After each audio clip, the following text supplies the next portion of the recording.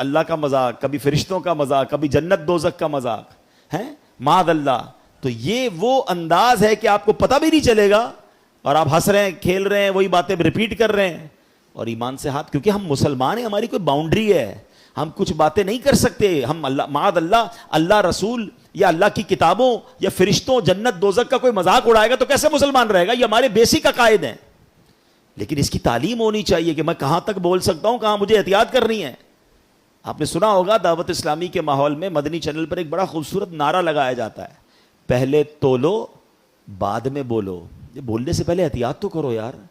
ہیں اچھا، دنیا میں بھی اصول ہوتا ہے. آپ کسی ملک میں ہر ادارے کے بارے میں بات نہیں کر سکتے، ہر شخصیت کے بارے میں بات نہیں کر سکتے. آپ پر کیس بن جاتا ہے کہ بھائی آپ نے اس کے بارے میں کیسے بات کی، آپ کو اختیار ہی نہیں ہے.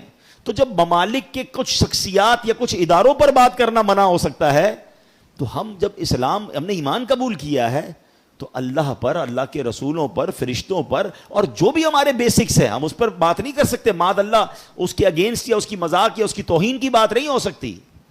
شیطان نے ایک اور کیا وار کیا مسلمانوں پر؟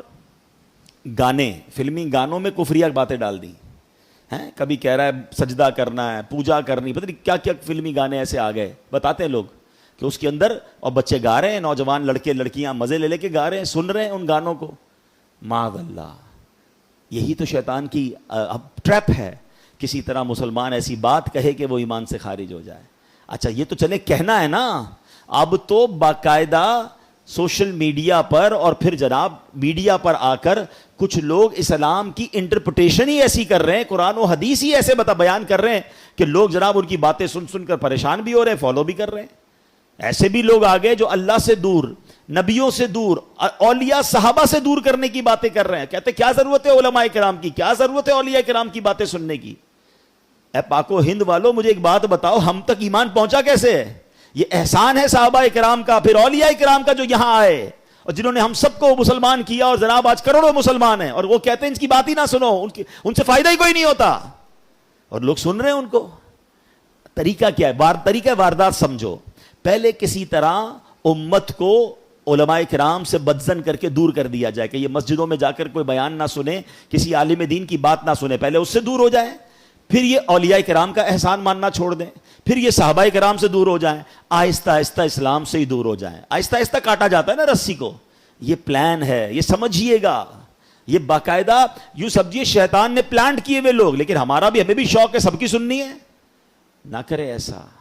سننی اس کی ہے جس نے اللہ رسول کی سنی ہے، جس کے دل میں عشق رسول ہے، جس کا ایمان مضبوط ہے، جو کوالیفائڈ عالم دین یا مفتیان کرام ہیں.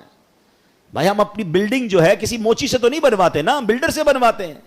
ہم اپنا علاج کسی کسائی سے نہیں، ڈاکٹر سے کرواتے ہیں، جس کا جو کام کا ایکسپرٹ اس سے کرواتے ہیں. تو دین سیکھنا ہے تو جو دین سکھانے میں ایکسپرٹ ہیں، جنہوں نے یہ علم حاصل کیا ہے، ان سے سیکھیں اور اپنے ایمان کی فکر کیجئے.